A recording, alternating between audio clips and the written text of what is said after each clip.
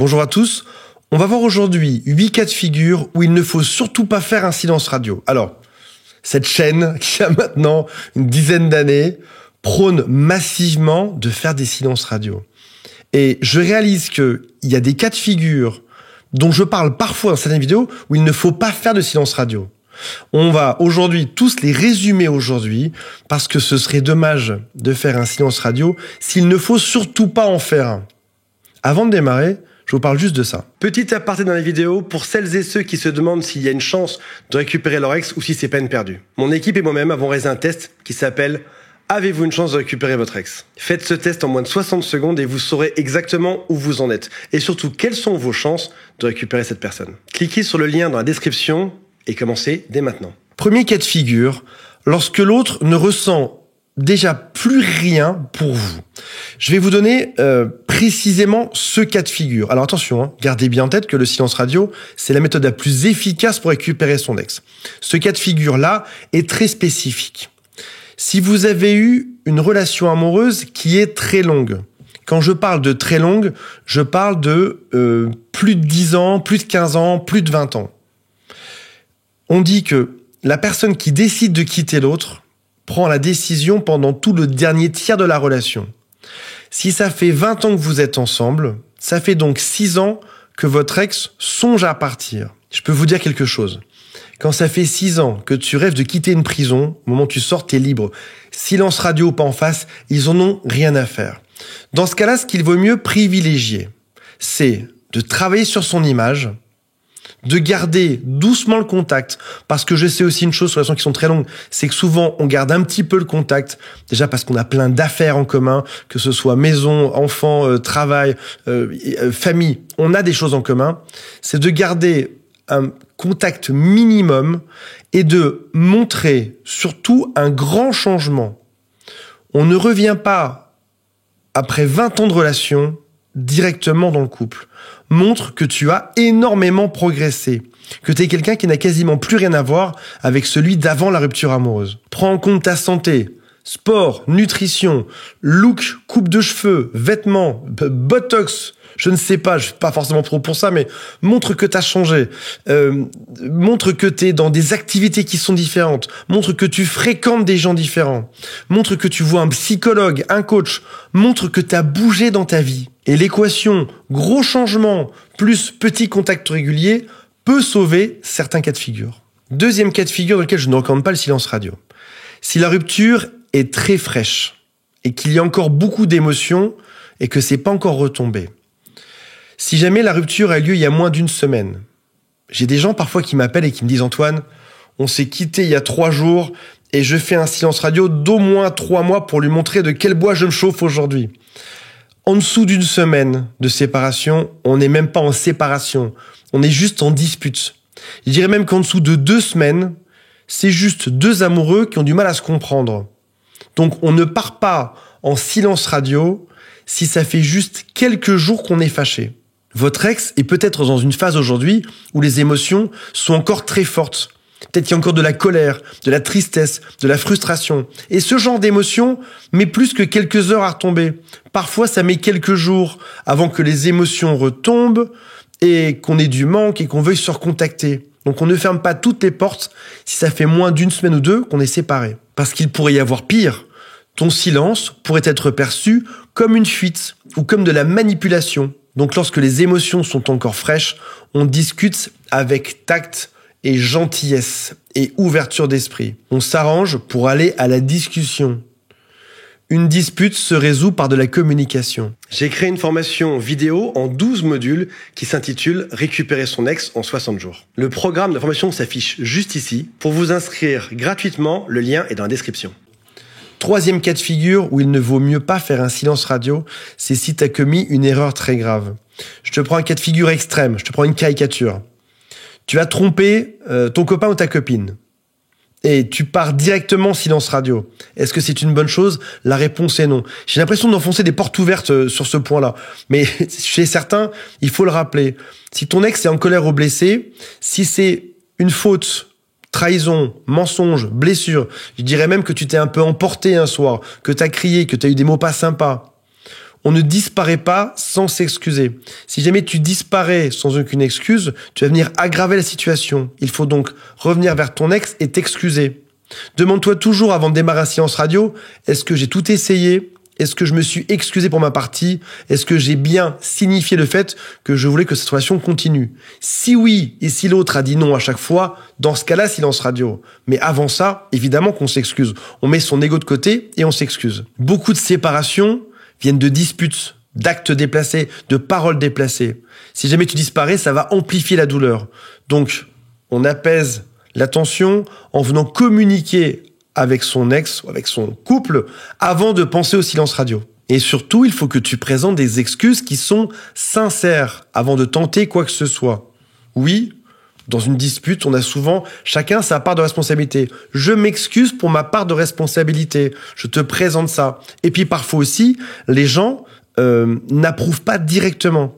Si dans ta tête, admettons, on va prendre un cas de figure qui est très simple.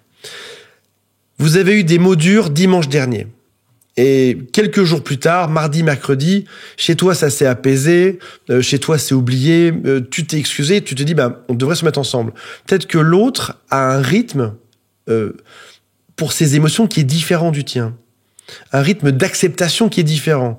Peut-être que chez toi, c'est 3 jours, peut-être que chez l'autre, c'est 10 jours. Et donc, il faut accepter qu'on n'est pas toujours sur le même rythme. Ce qui te paraît évident pour toi aujourd'hui ne l'est pas forcément pour l'autre. 4e point. Si ton ex est introverti, détaché ou évitant. Si déjà, à la base, t'as l'impression que l'autre est déjà un peu lointain dans la relation, rajouter du silence radio à ça pourrait ne pas aider les choses.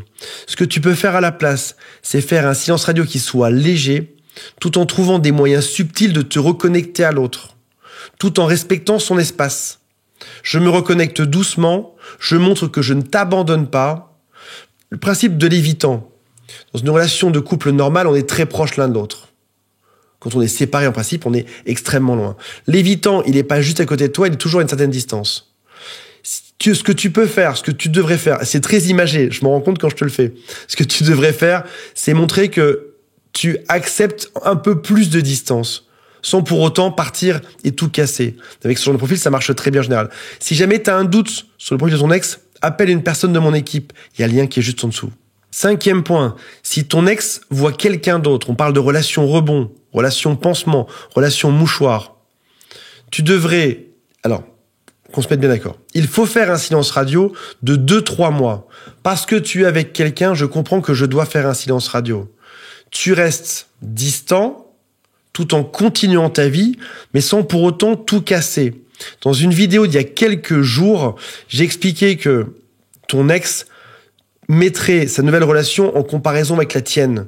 Donc, tu as intérêt à rester un tout petit peu visible pour que ton ex puisse passer dans cette phase, c'était phase 3 ou 4 si je me souviens bien, où il va te comparer à sa nouvelle relation rebond.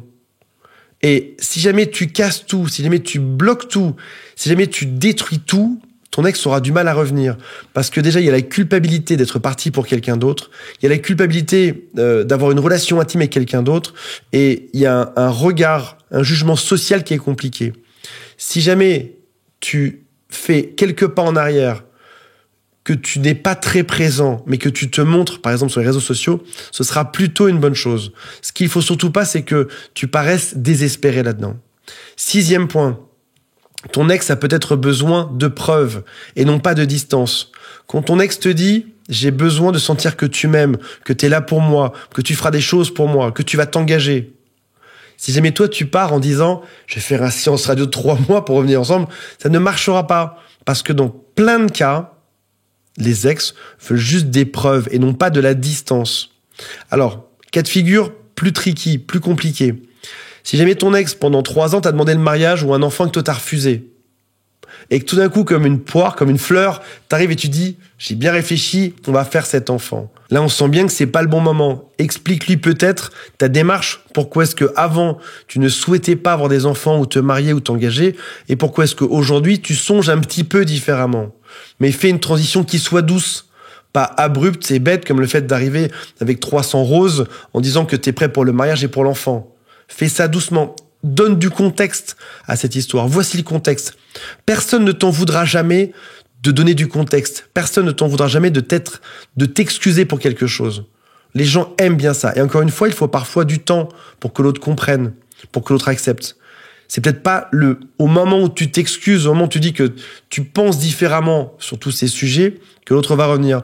Parfois, il y a quelques jours, voire une semaine, 2 semaines. Parfois, il y a même 6 mois. Donc, prends ton temps. Mais fais ton mea culpa.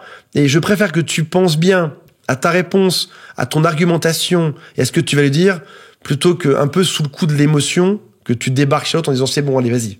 On va faire 3 enfants dès maintenant. 7e point.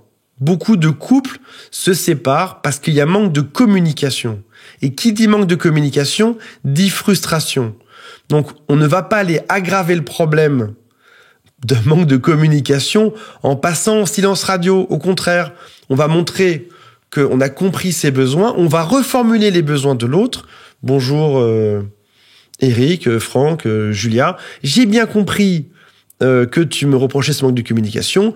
Je bosse dessus en ce moment. J'ai acheté des livres sur le sujet. Je vois des vidéos. Je vois un thérapeute. Je vois un coach. J'avance dessus de manière à pouvoir avancer sur ce sujet.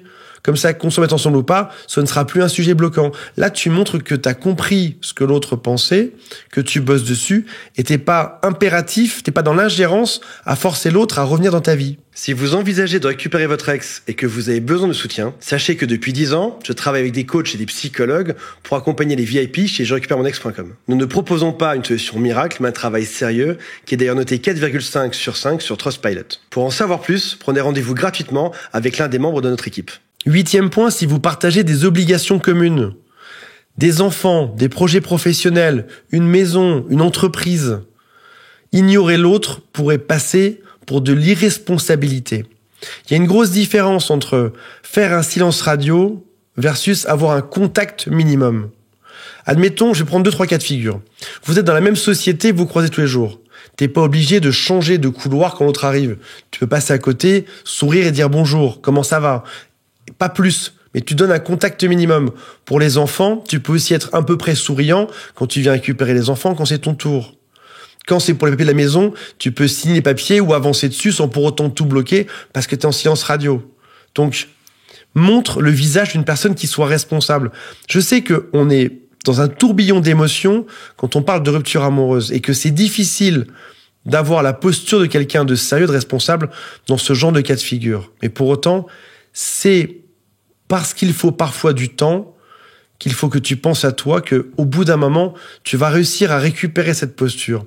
Et même si tu as fait des erreurs et que tu n'as pas été très bon jusqu'à présent et que tu as l'impression d'avoir grillé tes cartouches, l'autre en face est souvent tolérant. On sait tous qu'il est compliqué de passer par une rupture amoureuse. L'autre sera tolérant que pendant quelques semaines ou quelques mois, tu été un peu dans tous les sens.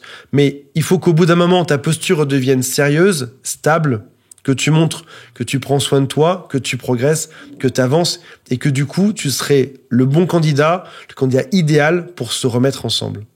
Voilà mes amis, il y a tellement de cas de figure aujourd'hui que vous avez une ébauche, des bribes de cas de figure où on ne doit pas faire de séance radio. Si votre cas est spécifique, contactez Vincent de mon équipe, il y a un lien qui est juste en dessous.